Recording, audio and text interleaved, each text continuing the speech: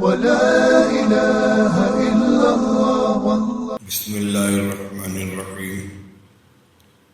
الحمد لله رب العالمين، والصلاة والسلام على سيد الأنبياء والمرسلين سيدنا ونبينا ومولانا محمد وعلى آله وأصحابه أجمعين. أما بعد، فأعوذ بالله من الشيطان الرجيم. بسم الله الرحمن الرحيم. يا أيها الذين آمنوا كتب عليكم الصيام كما كتب على الذين من قبلكم لعلكم تتقون. صدق الله العلي العظيم. بزرگان محترم، عزیزوں اور بھائیوں، رمضان مبارک کا تقریباً نصف حصہ گزر چکا ہے. پہلا عشرہ رحمت گزر چکا، درمیانی عشرہ مغفرت چل رہا ہے. دیکھتے دیکھتے یہ عشرہ بھی ختم ہو جائے گا اور ہم آخری عشرے میں داخل ہوں گے، جو رمضان مبارک کا سب سے قیمتی زمانہ ہے.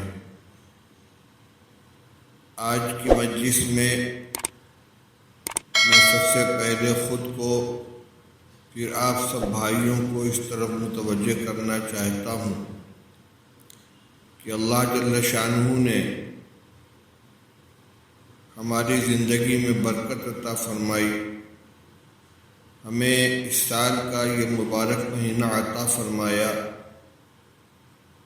روزہ رکھنے کی توفیق عطا فرمائی.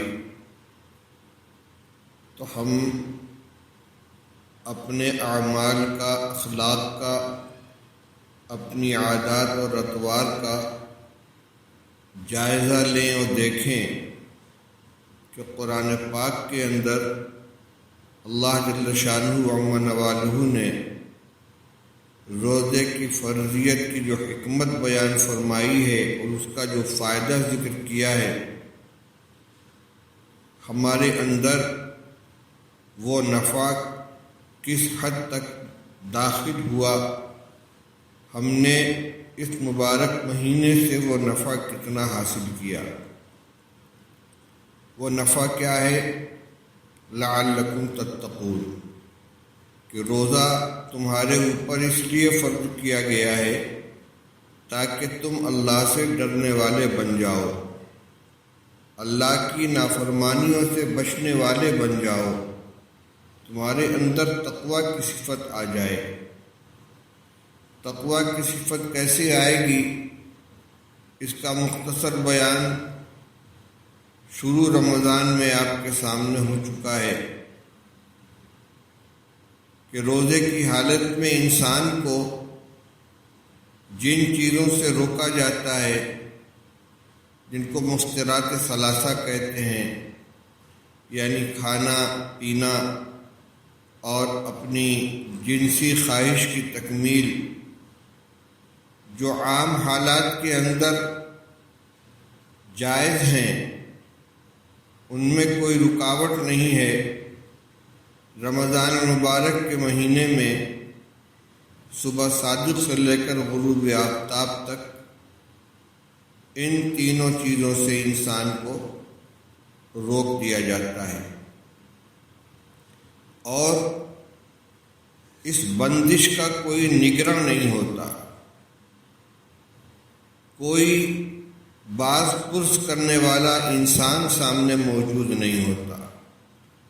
ہر انسان کو خود اپنے نفس کا محتسب بن کر اپنے آپ کو اللہ کی منع کی ہوئی چیز سے روکنا ہوتا ہے اور اپنے کو باز رکھنا اور اس پر اپنے نفس کو جمانا ہر انسان کی اپنی ذمہ داری بن جاتی ہے. جس جذبے سے اور جس یقین کے ساتھ کہ ہم خلوت میں ہوں، جلوت میں ہوں، لوگوں کی نگاہوں کے سامنے ہوں یا چھپ کر کسی اندھیری کوٹھری میں ہوں، ہم جو کچھ بھی کریں گے اللہ جل شانہ سب کو دیکھ رہا ہے. یہ یقین دل کی گہرائی کے اندر بیٹھ جائے اور پھر یہ یقین صرف ان 3 چیزوں تک محدود نہ رہے کہ ہمارے کھانے پینے اور ہماری جنسی خواہش کی تکمیل کو اللہ تعالیٰ دیکھ رہا ہے، بلکہ کوئی بھی ہم کام کریں، نیک کام کریں، بد عمل کریں، ہر وقت یہ چیز مستحضر ہو کہ اللہ دیکھ رہا ہے۔ اگر دل میں کسی برائی کا جذبہ پیدا ہو، نفس میں کسی گناہ کی خواہش ہو، تو فوراً یہ یقین سامنے آ جائے اور انسان کو اس گناہ کے ارتکاب سے روک دے کہ اللہ دیکھ رہا ہے۔ یہی ملکہ، یہی کیفیت دل کے اندر پیدا ہو جائے، اسی کا نام تقویٰ ہے۔ میں یہ عرض کرنا چاہتا ہوں کہ رمضان مبارک کا تقریباً نصف حصہ گزر چکا ہے۔ اللہ نے ہمیں توفیق عطا فرمائی، ہم نے روزہ رکھا۔ ہم ذرا اپنے معمولات، اپنی عادات اور اپنے اعمال اور افعال کا جائزہ لیں، اپنی قلبی کیفیت کو دیکھیں کہ رمضان کے آغاز میں ہماری کیا کیفیت تھی اور آج ہمارے اندر کوئی تبدیلی پیدا ہوئی یا نہیں۔ اگر کوئی شخص بیمار ہو، کسی معالج کے پاس جائے، حکیم یا ڈاکٹر کے پاس جائے، وہ اس کے لیے کچھ دوائیں تجویز کرے، کچھ پرہیز بتلائے، فلاں وقت میں یہ دوائی استعمال کرنی ہے، فلاں وقت میں یہ دوائی استعمال کرنی ہے، اور فلاں چیزوں سے اپنے آپ کو بچا کر رکھنا ہے، پرہیز کرنا ہے، فلاں چیزیں استعمال نہیں کرنی ہیں۔ اب پھر وہ یہ کہے کہ 1 ہفتہ دوا استعمال کرنے کے بعد دوبارہ ملاقات کرنا۔ اب مریض کا کام یہ ہے کہ ڈاکٹر اور حکیم کی ہدایت کے مطابق بر وقت دوائیں بھی استعمال کرے اور جن چیزوں سے احتیاط اور پرہیز کی تاکید کی گئی ہے ان سے پرہیز بھی کرے۔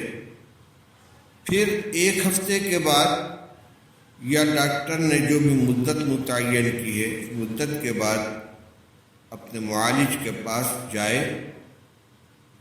معالج یہ پوچھے گا کہ آپ اپنے کو کیسا محسوس کر رہے ہیں۔ اگر دوا نے اثر دکھلایا ہے، وہ کہے گا کہ 1 ہفتے دوا اور استعمال کر لیجیے۔ کچھ اس میں تبدیلی مناسب سمجھے گا، تبدیلی کر لے گا۔ اور اگر ہماری بد احتیاطی کی وجہ سے، بد پرہیزی کی وجہ سے دوا نے کام نہیں کیا، تو ڈاکٹر اور حکیم متنبہ کرے گا کہ آپ سے پرہیز کرنے کے لیے کہا گیا تھا، آپ نے پرہیز نہیں کیا۔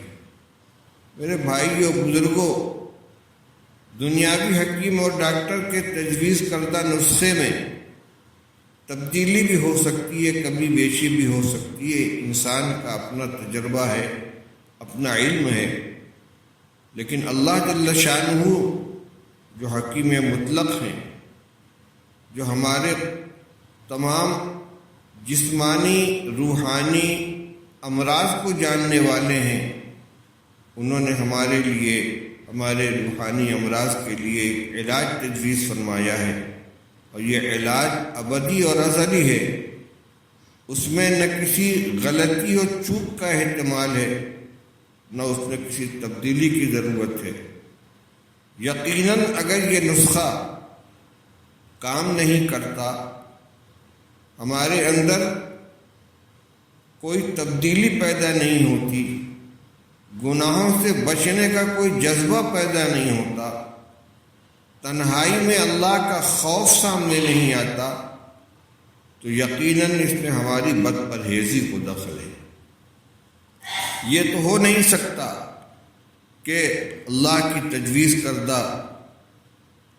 اللہ کا تجویز کردہ علاج اور وہ عمل اپنی جگہ مفید نہ ہو۔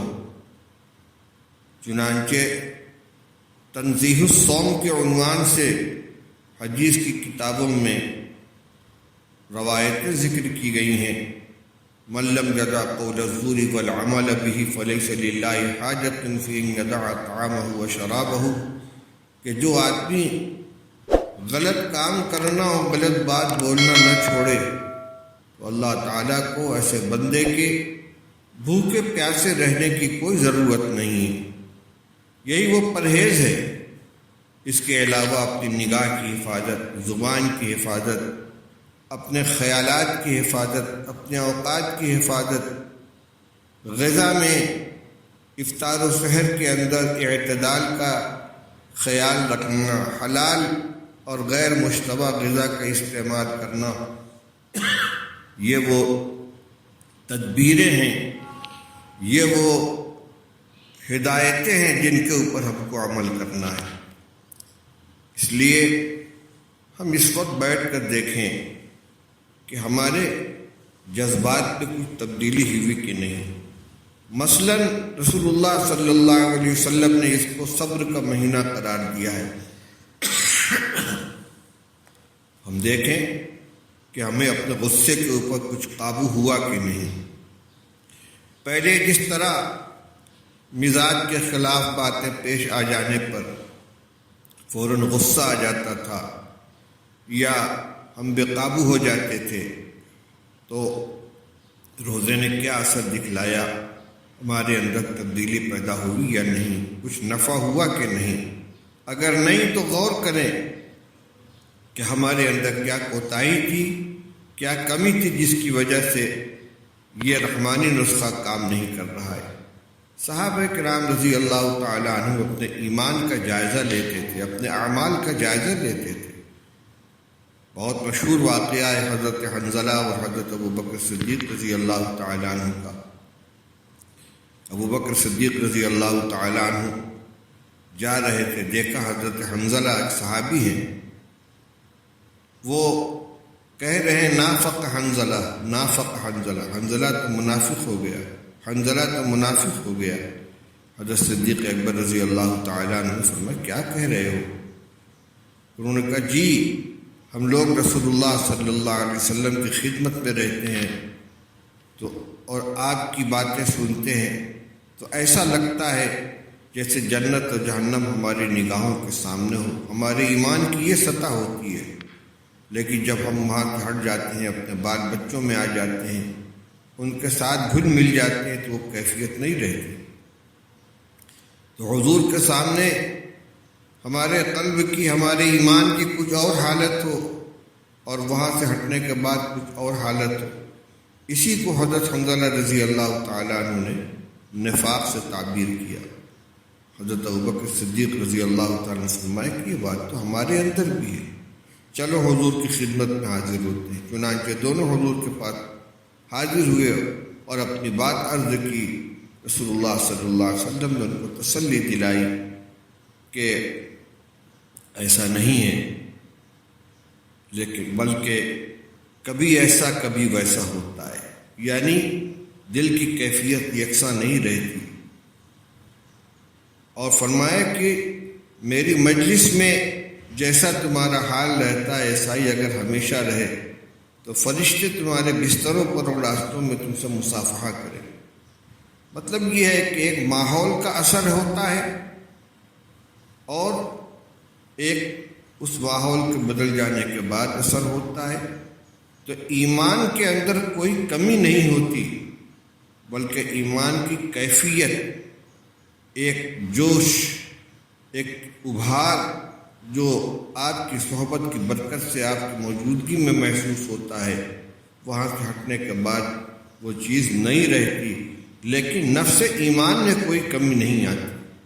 خود اس واقعے میں دیکھ لیجئے، یہ احساس کہ رسول اللہ صلی اللہ علیہ وسلم کی مجلس میں ہماری جو کیفیت ہوتی ہے وہاں سے ہٹنے کے بعد وہ کیفیت نہیں رہتی، یہ احساس بھی تو اسی ایمان کا نتیجہ ہے جو لے کر رسول اللہ صلی اللہ علیہ وسلم کی خدمت سے یہ لوٹے ہیں، اس لیے ان کے ایمان کی سطح میں کوئی تبدیلی نہیں ہوئی تھی، بس وہ کیفیت، وہ جوار بھاٹا، وہ جزر و مد جو جیسے سمندر کے پانی میں کبھی اچھال ہوتا ہے، کبھی سطح برابر ہو جاتی ہے لیکن پانی کی مقدار میں کوئی کمی نہیں ہوتی، اسی طرح ایمان کے اندر کبھی جوش اور کبھی سکون ہوتا ہے۔ یہ تو صحابہ کرام رضی اللہ تعالی عنہ کا حال تھا۔ مجھے عرض یہ کرنا ہے کہ ان حضرات کو اپنے ایمان کی فکر ہوتی تھی، جائزہ لیتے تھے۔ ہم کم سے کم اپنے اعمال کا تو جائزہ لیں، اپنے اخلاق کا جائزہ لیں، ہمارے اندر جو غلط عادتیں پہلے سے موجود تھیں، جن غلط چیزوں میں ہم مبتلا تھے، رمضان کی برکت سے اس میں کتنی کمی آئی، ہماری غفلت میں کتنی کمی آئی، ہمارے برے اخلاق کتنے چھوٹے، ہمارے مزاج میں کیا تبدیلی پیدا ہوئی، ان کا جائزہ لیں۔ اگر پیدا ہوئی ہے تو اللہ کا شکر ادا کریں، اور اگر نہیں تو کم سے کم آنے والے ایام کی قدر کریں اور کوشش کریں کہ رمضان مبارک کے گزرنے سے پہلے ہم جتنی ہو سکے اپنی اصلاح کر لیں، اللہ کا ڈر اپنے دل کے اندر پیدا کریں، جلوت و خلوت میں گناہوں سے بچنے کا جذبہ اپنے اندر پیدا کریں، تاکہ کسی نہ کسی درجے میں تقوی سے متصف ہو کر اللہ تعالیٰ کی طرف سے ان انعامات کے اندر شریک ہونے کے زمرے میں آ جائیں، اللہ کے فضل سے جو تقوی والوں کو اللہ کی طرف سے ملا کرتا ہے۔ اللہ تعالیٰ مجھے بھی توفیق عطا فرمائے اور تمام دوستوں کو بھی۔ وآخر دعوانا ان الحمد للہ رب العالمین۔ Thanks for watching. اس طرح کی مزید ویڈیوز کے لیے چینل کو سبسکرائب کیجیے، ویڈیو کو لائک کمنٹس کرنے کے ساتھ ساتھ شیئر ضرور کیجیے۔ شکریہ۔